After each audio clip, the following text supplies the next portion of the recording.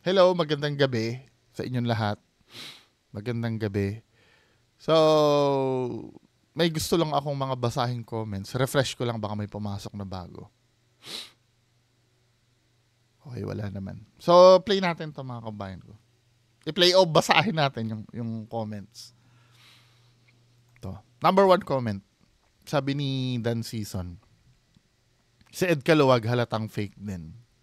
Well, walang problema doon kung may pinagbasihan ka naman. Pero mas maganda sana i-indicate mo dito kung paano mo nasabing fake, 'di ba? Para maano namin ay oo nga no, 'di ba? Sabi ni Echo 026.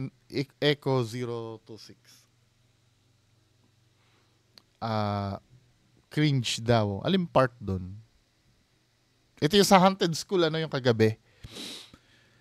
Tapos sabi ni sa video ni Boss Vino, sabi ni Quarty Ward, matalino ang mga tao ngayon. Pag alam nila niloloko once, wala susunod doon. Makikita naman niya sa viewership nila. Well, sa huling part na to, I beg to disagree. 'Di ba? Pero dito sa una, agree ako dito. Kapag matalino ang tao, pag alam nila niloloko once, wala na.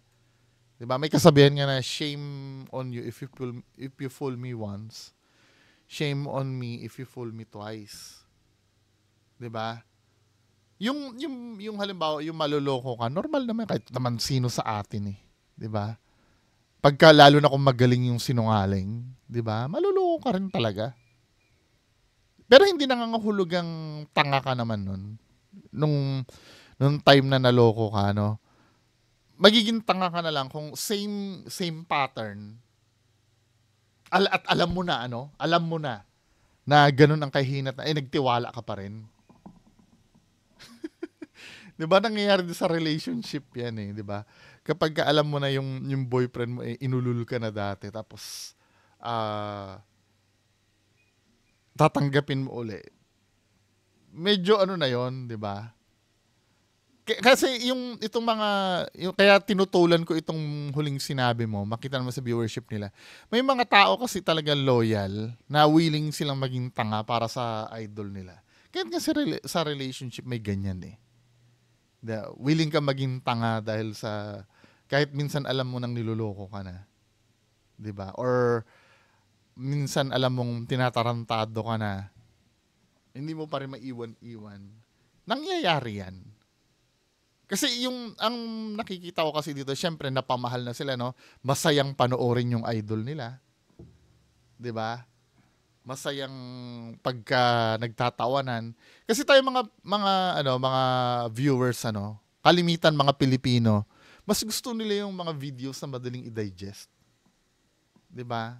Nakakatamad kasi panoorin yung mga video na kailangan gamitan mo pa ng utak.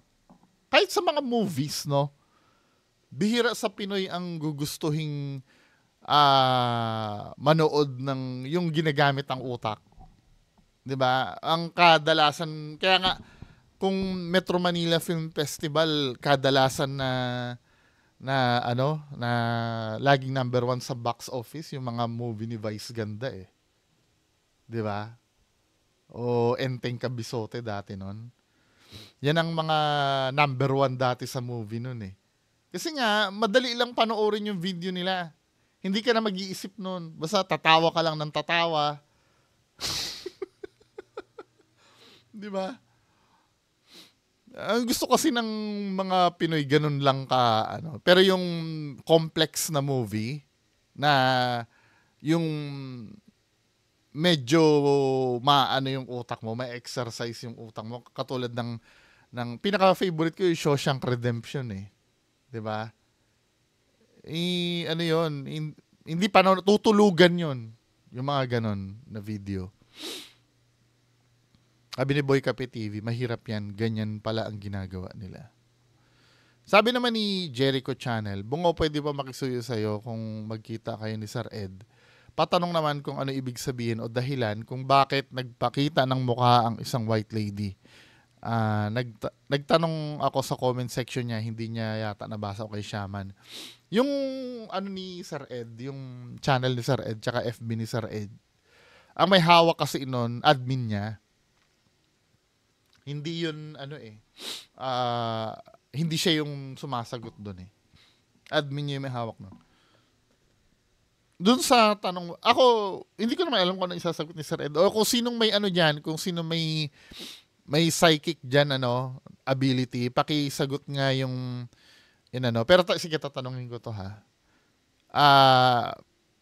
Kasi hindi ko naman on the spot na matatanong at masasagot agad. Pero yung dito sa mga nanonood ng video ko na to, ano daw yon? Ano bang ibig sabihin daw nun? Kapag nagpapakita ang mukha kung bakit nagpakita ang mukha ng isang white lady.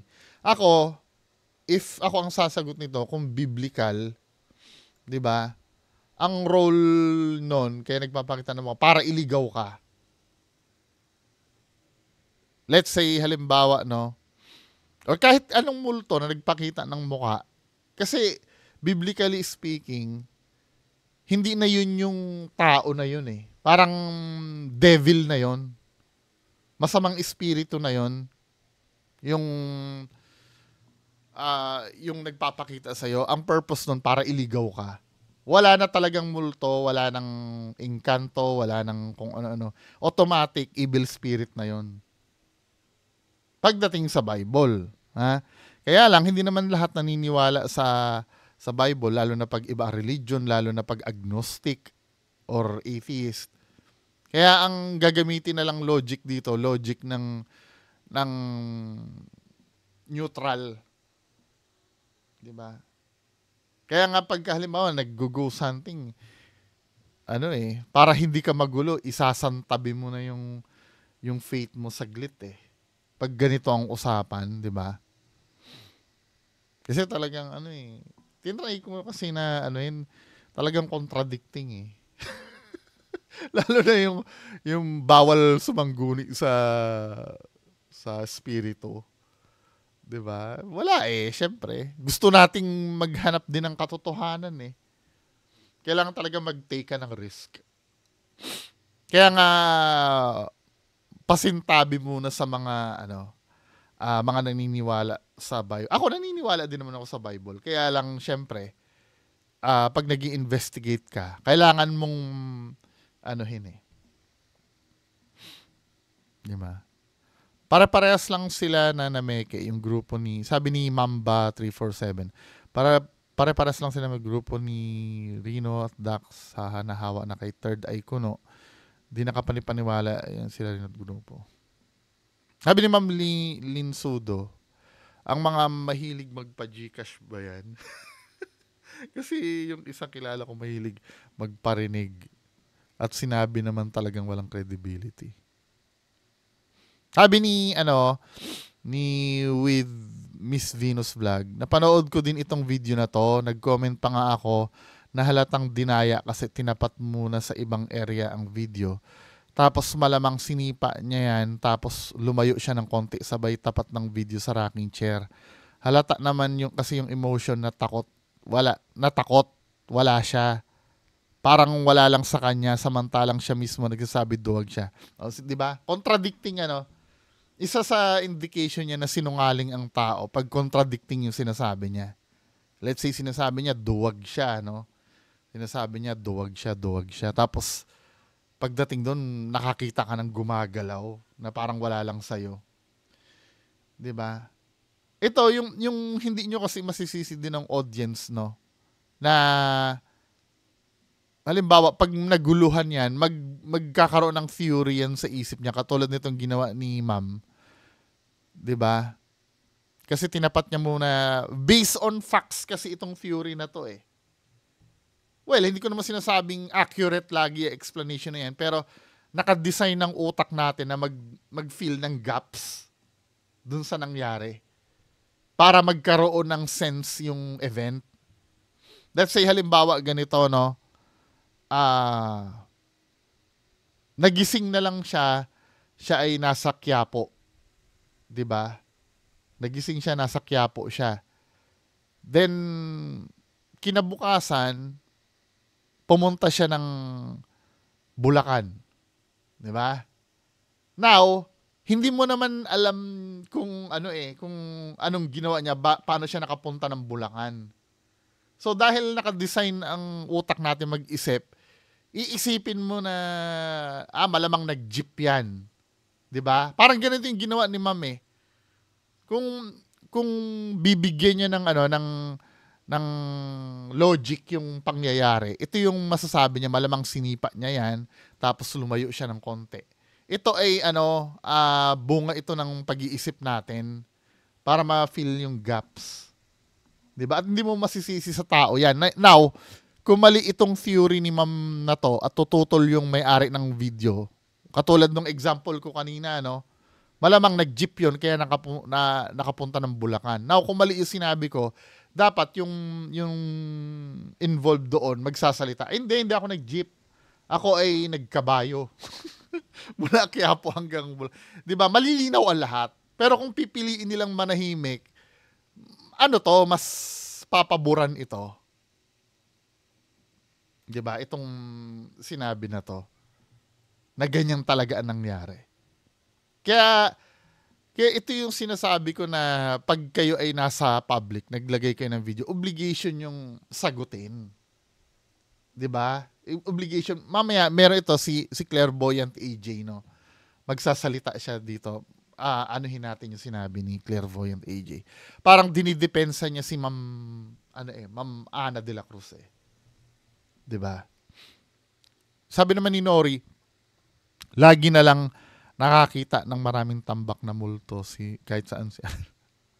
Hindi nga, psychic nga 'di ba? Ito, sabi ni Clairvoyant AJ, sabi niya, no need to explain, lalo na pag close-minded sa ganyang bagay po. 'Di ba? Psychic ako, but I don't need to explain too much kasi it seems like we ourselves doubting to. Dito pumapasok yung parang nagdududa ka na sa kakayahan mo. Patalinuhan kasi yan, yung psychic na kinoconsult mo, feeling siya lang ang magaling. 'Di ba? Sino ba tinutukoy si Sir Ed ba? If gusto nyo ng explanation, mag-retire na lang si Ma'am Ana as psychic, tapos itigil na lang niya ginagawa niya, tapos mag-usap na lang kayo 24/7 sa kaka-explain ni Ana bakit gano'n na nangyari. After all, alam ko, di pa rin kayo maniniwala kasi close-minded kayo sa ganyang bagay. Ma'am, ako, just imagine kung si Sir Ed man yung tinutukoy mo dito. Si Sir Ed, brutal din akong mag-react dyan dati before. 'Di ba?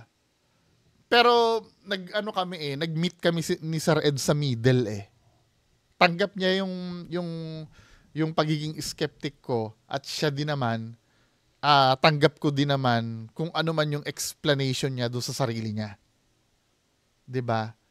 Kasi ito, ini-stereotype mo na kami Kapag nagtanong kasi, close-minded na agad, hindi ba pwedeng hindi lang kami satisfied doon sa nangyari? Parang napaka-unfair naman ito na akusahan mo agad na close-minded ang isang taong nagtatanong sa'yo. I'm so sorry po, nagpa-public apology ako. Ito kasi feeling ko palusot ito Hindi na ako mag-explain kasi close-minded. Hindi, unang-una, nag-e-exhibit ka sa public nung ginagawa mo. Lahat ng tao napapanood ka. Di ba sana kung discreet ka lang meron kang psychic powers, pero hindi mo naman nilalantad sa publiko.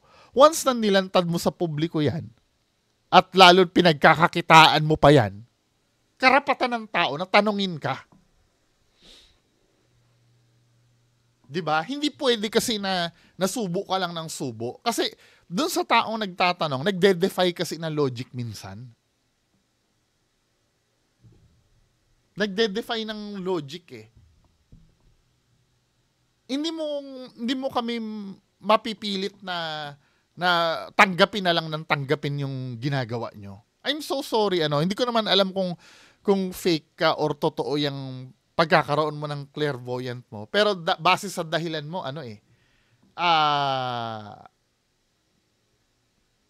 dahilan ng fake to Do you agree sa akin, mga kababayan ko? Naiintindihan ko yung part na yung exhausted ka ng magpaliwanag, 'di ba? Kasi nangyayari din sa akin 'yan eh. Halimbawa, makulit yung tao, no? Pinipilit niyang totoo si 88. Parang pagod na ako mag-explain. Yung naibigay ko na yung punto ko, tapos naiintindihan kita sa part na yon. Kasi nararanasan ko rin yun eh. 'Di ba? Pero mini-make sure ko naman na logical yung sagot ko. Hindi yung basta na lang, ito nga, hindi ka pa sumasagot, no need to explain ka na eh. Bakit hindi mo man lang itry na sumagot? Kasi unang-una, actually itong comment mo na to, explanation na rin to eh. Itong comment mo na to eh. Di ba? Ang problem nga lang dito, mas pinili mong magsalita na lang na no need to explain kaysa ipaliwanag mo yung mga katanungan. Hindi ka naman aabutin ng 24/7 dyan. Tingnan mo, sabi mong gano'n, no? If gusto nyong ng explanation, mag-retire na lang si Miss Ana as psychic, tapos tigilan na lang niya, ginagawa niya, tapos mag-usap na lang kayo ng 24/7 sa kaka-explain ni Ana bakit gano'n na nangyari. For example, ito, no? Bibigyan kita. Dito sa isang scenario, ito yung kagabi eh. Ito yung isang scenario doon. Diba? Panoorin mo to ha. Kailangan ba abutin ng 24/7 to bago niya i-explain? O, play ko ha. May nakatago daw siya sa bahay. Doon daw sa drawer, may letter daw doon sa drawer. Drawer niya? Oo. Sa dalawa, pangatlo daw po na drawer. Basta may kasamang brief. Alam niyo na po. Meron daw nakasuksok doon. Tiklop na tiklop. Mahal na mahal daw po niya kayo. So, yun na sinabi niya, no? Then, dito sa bandang huli, hindi pa nahahanap ni Mang Bill ang di umanay sulat na iniwan ni Kardec. Di ba? Pero hindi siya nawawala ng pag-asang matatagpuan din niya ang huling habilin ng kanilang namayapang bunso. Ito kasi, mga kababayan ko, ano to eh, specific yung instruction na binigay eh. Kung saan makikita yung sulat. Pero bakit hindi nahanap? Kasi nakatupi daw yun eh. Kailangan bang abutin ng 24/7 yung ano? Yung si Ma'am Ana bago sagutin yan? Aabutin ka talaga niya ng 24/7 kung ipipilit mong ilusot yan. 'Di ba? Kung ipipilit mong ilusot yan, aabutin ka talaga ng 24/7. Pero ganyan kasimple, bakit hindi nangyari yon? Aabutin ka ba ng 24/7 dyan? Kung alam mo na naman yung sagot.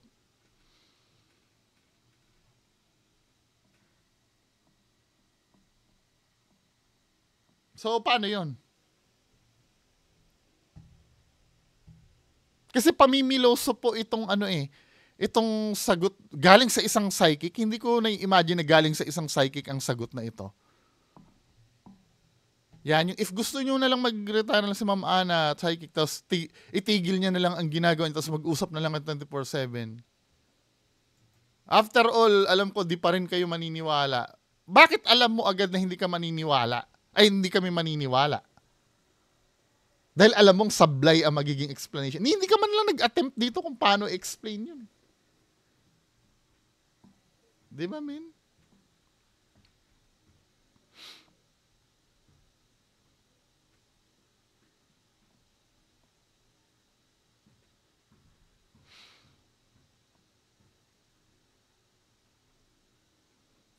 Sabi niya gano'n, no?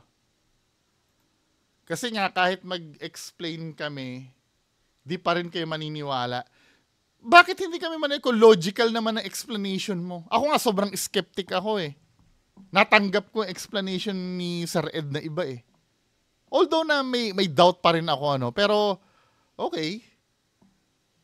'Di ba?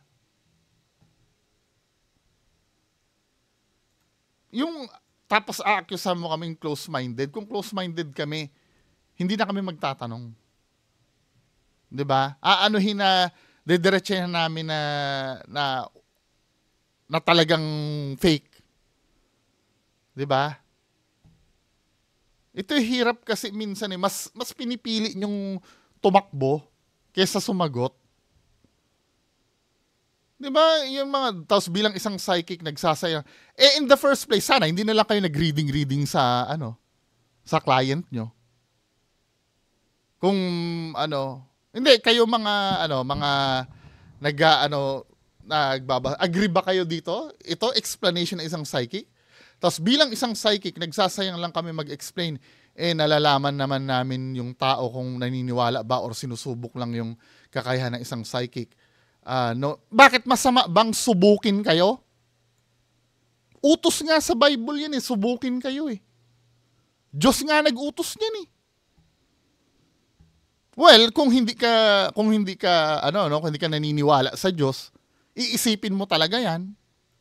'Di ba? Ano naman masama kung sinusubok lang kayo? Ano masama doon? Hindi, pwede niyo akong i-explain Pwede niyo explain sa ano masama kung subukin kayo?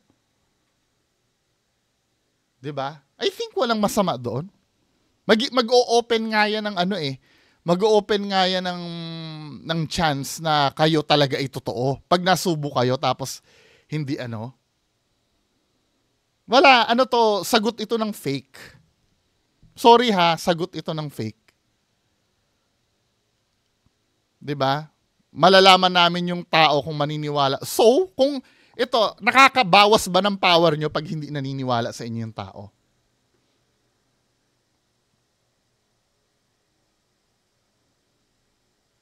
Diba? Ito kasi ang hirap sa atin. Kung ayaw mo matanong ng ganyan, huwag ka magko-comment. Hindi ko sinasabing bawal ka mag-comment, Pero kapag ka ka sa akin, nag-comment ka sa akin ng against ka sa akin, ready ka dapat sumagot. Puro evasive ang mo sir o ma'am Puro evasive ang sagot mo sa akin. 'Di ba? Pangalawang comment mo na hindi mo pa rin na-address yung main point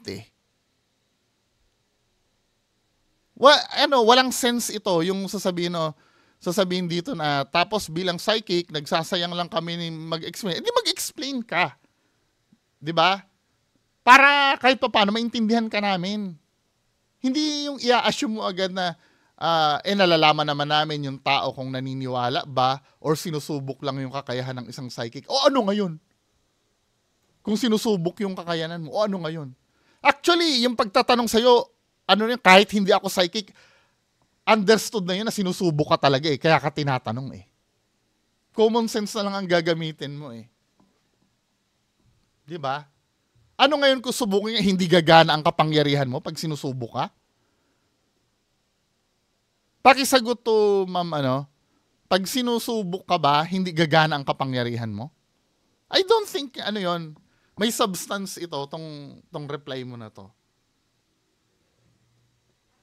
'Di ba? Kasi mismong si Jesus Christ inutos yan Nasubukin 'Di ba?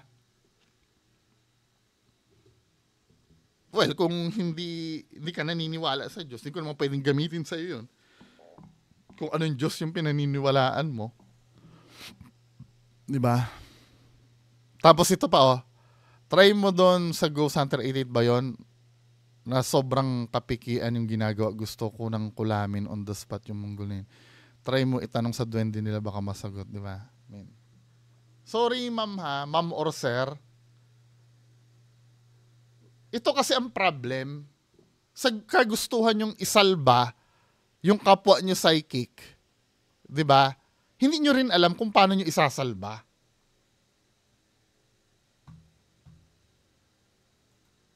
Pakitanong na lang to, Pakisagot na lang pala, sorry, pakitanong. Nababawasan ba yung powers nyo pagka hindi naniniwala yung or sinusubo kayo? I don't think may logic ito. Sorry ma'am or sir. I don't think basta ganito yung punto, no? Ikaw yung nagsasabi na sa mainstream media kasi ang ginagawa nyo investigation eh. 'Di ba? Doon sa school, nag-investigate sa school. When you say investigation,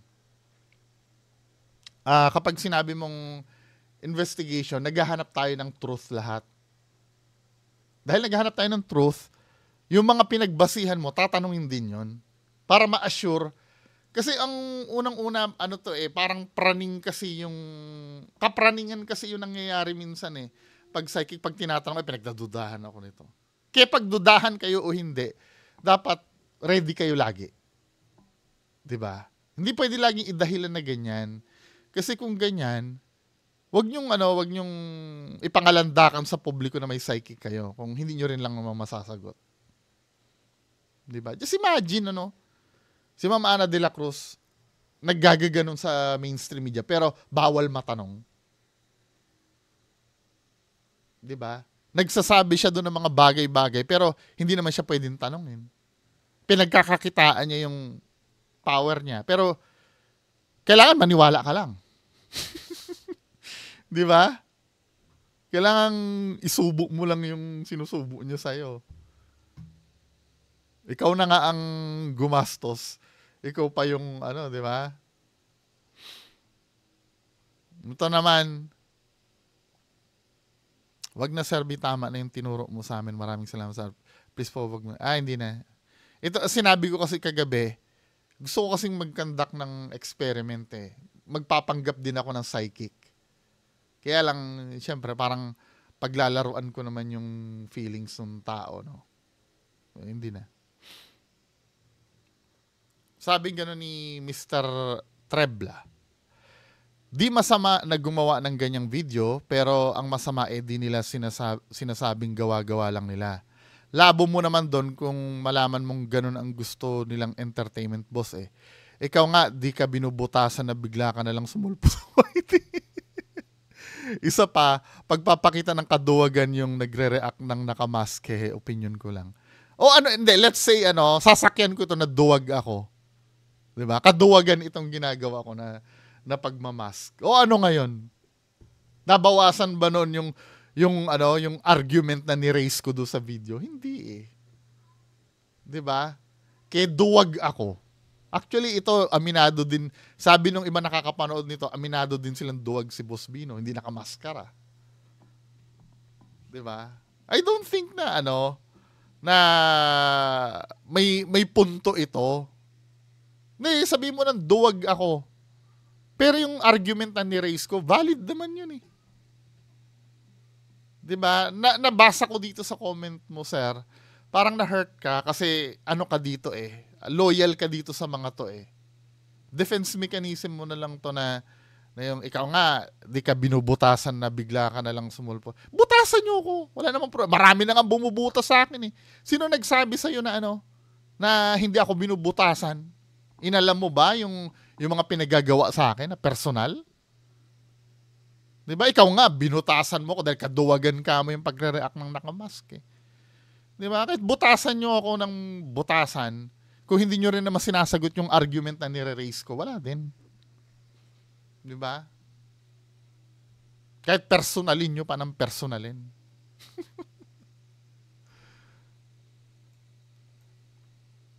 Naka-follow pa naman ako kay Kuya Red, pero nung malaman ko sa'yo na fake pala mga content niya, unfollow na ako. Idol Bungon, doon naman kay Kuya Red, may mga bata na nagpakita sa kanya, gusto ko din malaman. Pabigay po ng link, no?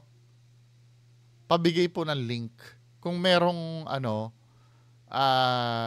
pagka magre-react tapos lalo na pagka ang video ay 30 minutes pataas, bigyan nyo ako ng timestamp. Kung saan banda, bigyan nyo po ako ng link. Nga, tama nga po. Halatang pay kasi tama din sinabi nyo eh. Ang dali niya makamove on tapos di man lang natakot o nagulat. Nakita niyang gumalaw na upuan pero nagstay pa rin siya doon. Yun na nga eh. Di ba? Nagde-defy kahit pa sabi mo matapang yan, ma-amaze pa rin yan na gumalaw yung rocking chair.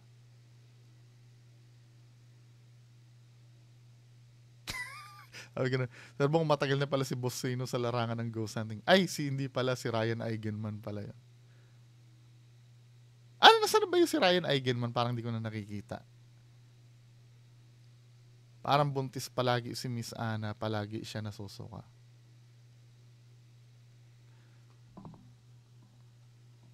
Grino, amin na amin. Uy, si Madam Suka. At saka hindi naman talaga ni Ana nakakausap ang kaluluwa. Obvious naman na fake yan kasi kung talagang nakakausap niya yung bata, edi sana totoo yung sinabi niya na may sulat. Yun na nga eh. Hindi, pero gusto kong, actually hindi ako psychic, pero kaya kong gawa ng explanation. O ito, makinig ka, Ma'am Clairvoyant AJ ha. Ma'am or Sir Clairvoyant AJ. Kasi ako maghahanap ng palusot kay Ma'am Ana kung bakit hindi nakita yung sulat. 'Di ba? Pwede ko kasing sabihin na kasi yung ganito gumawa ng palusot. Tuturuan ko gumawa ng palusot. 'Di ba? Hindi nakita yung sulat. 'Di ba? Yung bata mukhang matagal na kasing patay yun. Malamang yung mga gamit ng bata na yon ay inimis na.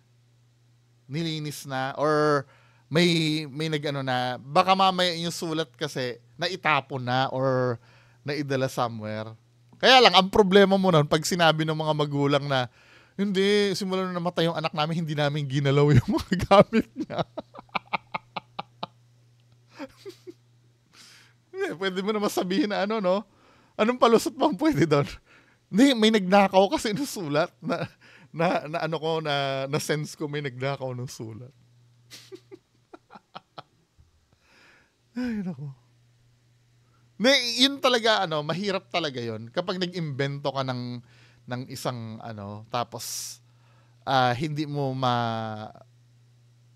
ma-provide ng explanation.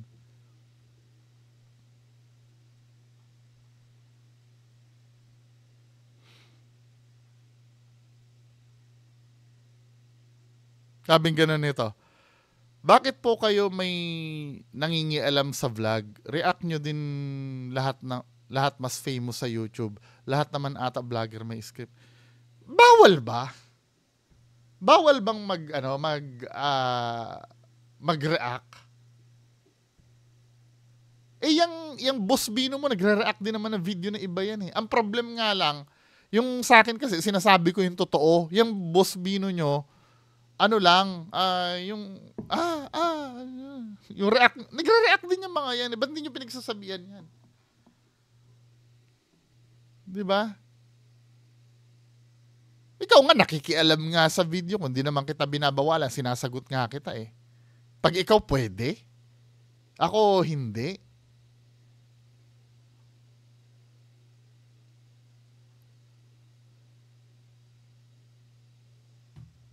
Tapos lahat naman ata ng vlogger may script. Kita nyo na. Ito na yung nagiging norm.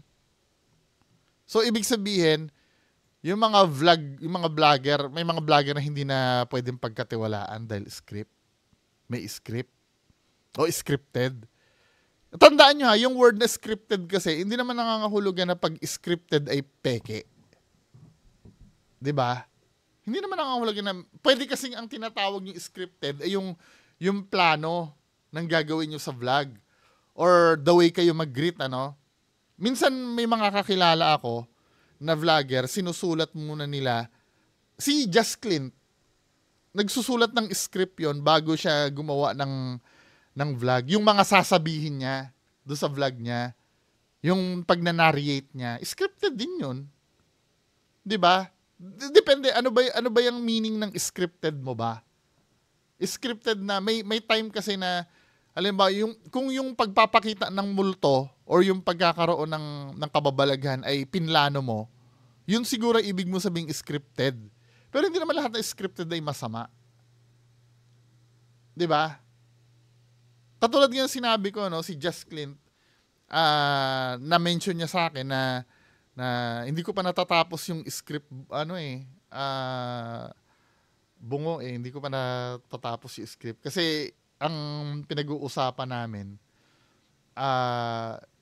dapat Friday niya i-upload yung video niya. hindi niya matapos-tapos. May script siya, yung pag voice over niya, 'di ba? Lahat siguro, kahit siguro parang ako din pero ang pagka-script ko naman, paplanuhin muna kung saan muna tayo pupunta. May mga phase yan Phase 1, exploration. Phase 2, investigation. Phase 3, conclusion. 'Di ba? Nakaplano yon. Pero yung plano na may magpaparamdam, ibang usapan yun. 'Di ba? Kasi yung script na yan yung pina-follow Actually, nakasulat sa cellphone ko yon Phase 1. Kasi lagi ko minsan pag nakikarried away ka, nakakalimutan mo na yung script Kasi ang unang script ngayon, part 1, exploration muna, tingin-tingin muna, 'di ba? Pakiramdam ng konti. At kung may nakita kang spot na pwedeng pagkanda ka ng investigation, saka susunod tayo sa phase 2 na investigation na. After ng investigation, magagather ng data. Part 3, conclusion na. Dito kasi sa lugar na to, kamusta naman, anong nangyari? 'Di ba? Ano ba naramdaman natin? 'Di ba? Pero kalimitan hindi nasusunod 'yan pero dapat ganun talaga. Sabi ni ako si Elmo basta Bino auto skip. Hindi naman ako ini-encourage ko kayo na panoorin nyo pa rin. 'Di ba? Hindi naman ako yung ibang YouTuber na wag niyo panoorin yan, Panoorin nyo.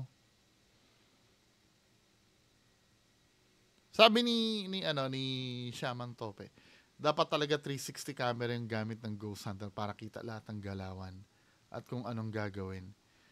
Ako, advocate ako nito. Lalo na yung mga matataas ang subscriber, dapat 360 camera talaga ang gamit Bibigyan ko kayo ng example ng importansya ng 360 camera ha. May nagsasabi na nakakahilo daw panoorin. Pero ang purpose kasi nito, meron akong main video. May main video ako, pero i-upload ko yung 360 view din para ma-make sure nyo. 'Di ba? Asa na ba 'yan? Papakita ko sa inyo mga kababayan ko ha.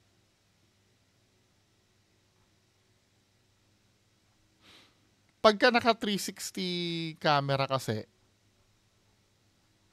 sana ba 'yan? Let's say ito tong part 4. Ito 'yun yung part 4. Ito ginawa ko inano ko na lang inunlisted ko na lang to kasi dito nanonood yung mga tao. Mahihilo talaga kayo dito. Yun. Ganito oras nasan tayo nung Pero importansya nito. tayo sa So, sa may kalsada. Medyo late. Wait, hindi. Uwi na. Ito. Nga yung flashlight ko sa likod. Diba? Dito kasi, mga kababayan ko, sorry, hindi nyo pala nakikita. Ang kalagahan kasi nitong 360 camera na to, makikita nyo kung yung mga nangyayari, let's say, ang maganda nito, pag may kakaibang nangyari, in an instant, pwede yung tingnan yung likod ng Ghost Hunter. Katulad nito, nasa Valenzuela kami. Naglalakad kami niyan, pwede nyong i-move yan kung saan kayo titingin. Sa likod namin, baka may makita kayo. 'Di ba?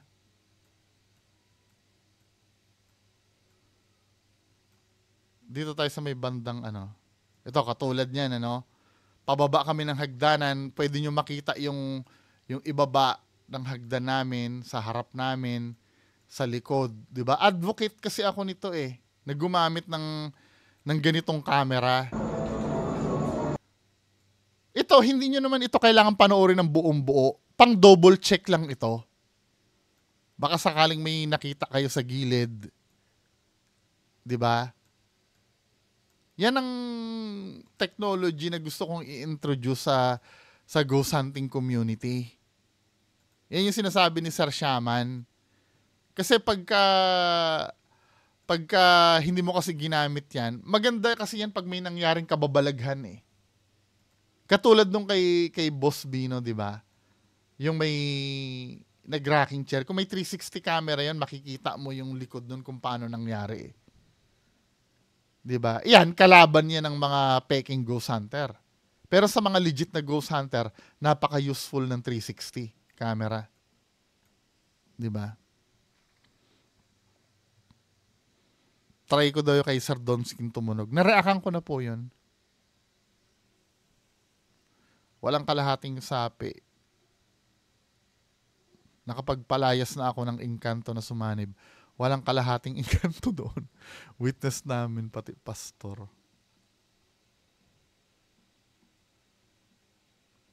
Ganda ng setup. Favorite part ko yung huli. Feeling ko kasali ako gawa ng camera. Gusto ko na nga sana mag-share ng experiences. Naalala ko video lang pala. Sige nga, magpa-podcast nga uli kami. Anyway, mga kababayan ko, yan lang ang inabot ng